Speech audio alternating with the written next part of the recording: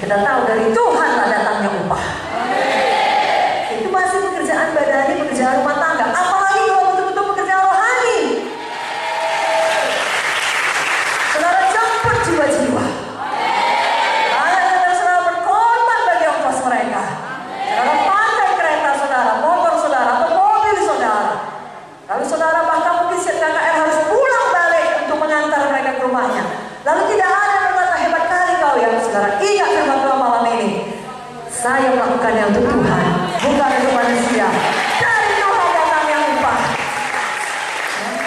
Lebih jauh lagi seperti Lukas 17 tadi, saya adalah hamba yang tidak berguna, yang hanya melakukan yang Tuhan lakukan. Tapi tahukah saudara, Tuhan melihatnya. Sorga melihatnya. Dan Tuhan kita tidak pernah mau berhutang.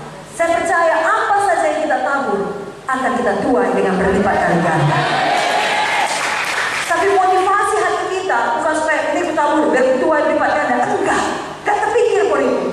Hati kita adalah memang kita suka menabur, kita suka memberi, kita suka melayani. Lalu urusan Tuhan, Dia akan memberikan upah kepada kita. Kita percayakan hidup kita kepadanya.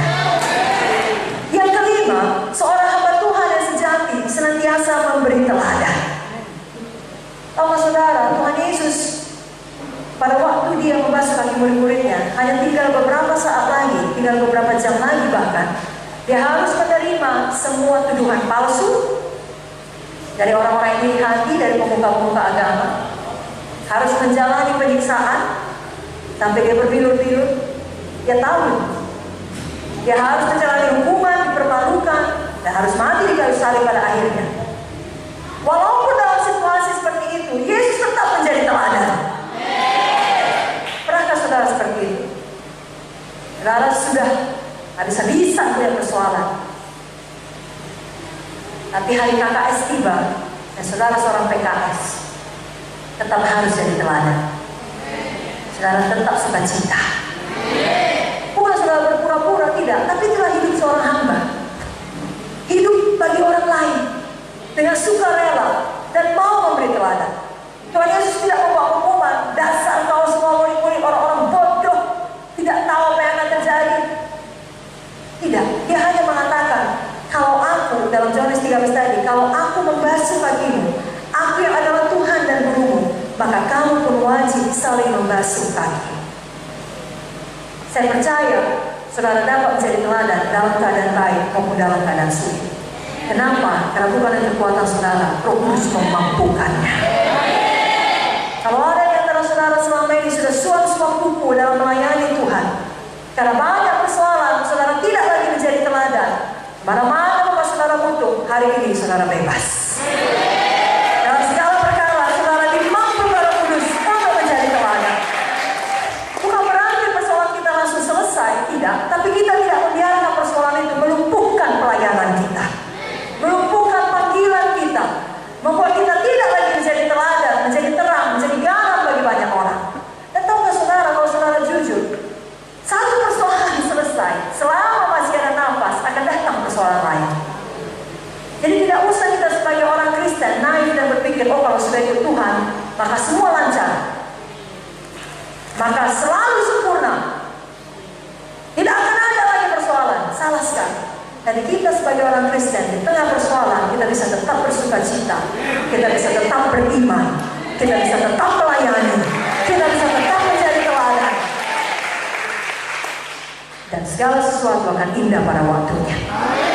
Saudaraku, dalam buku 1 Petrus 2 ayat yang ke-21, di sini dikatakan, saya bacakan kepada saudara 1 Petrus 2 ayat 21. Bukalah Alkitab saudara juga. Sebab untuk itulah kamu dipanggil. Mari katakan, untuk itulah saya dipanggil. Kristus pun telah menderita untuk kamu dan telah meninggalkan teladan bagimu supaya kamu mengikuti jejaknya. Jadi saya dan saudara bukan hanya dipanggil Tuhan ya untuk hidup berkuasa, menyembuhkan orang sakit. Itu harus sama seperti Tuhan Yesus ketika Dia masih hidup di dunia ini. Saudara lihat pelayanannya, tidak ada yang aneh-aneh. Dia berkhotbah, Dia mengajar, dan Dia menyembuhkan orang sakit. Dia membebaskan orang terikat, mengusirkan roh jahat, bahkan bangkitkan orang mati. Gak ada pekerjaan Tuhan Yesus yang lain, hanya pekerjaan yang bagi itu. Tapi jangan lupa, di sisi yang lain Yesus juga menderita.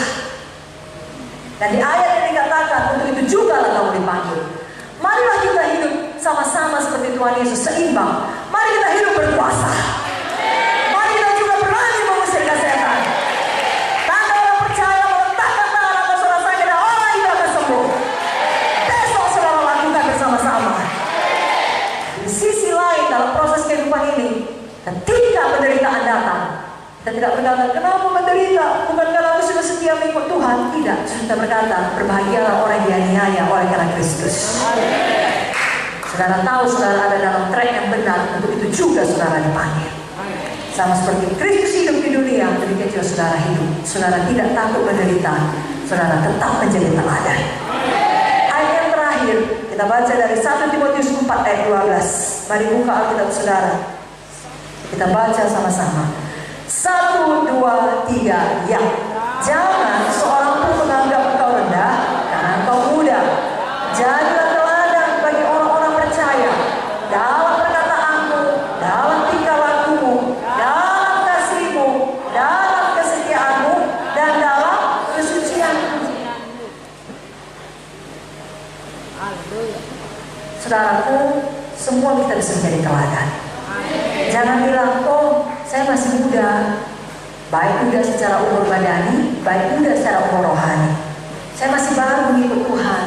Oh saya bukan PKS, saya bukan gembala sidang, saya bukan pelayan. Siapapun kita, Tuhan berkata, jangan seorang pun menganggap kita rendah karena kita muda. Biarlah kita semua menjadi teladan. Di tempat mana Tuhan menanam saudara, saudara bisa mekar dan bertumbuh. Saudara jadi teladan di situ, di seluruh Papua ini, di seluruh Papua Barat. Saudara jadi teladan dalam perkataan saudara, dalam tingkah laku saudara, dalam kasih saudara, dalam kesetiaan saudara, dalam kesucian saudara. Sekali lagi, bukan dengan kekuatan sendiri, tetapi dengan kekuatan Roh Kudus.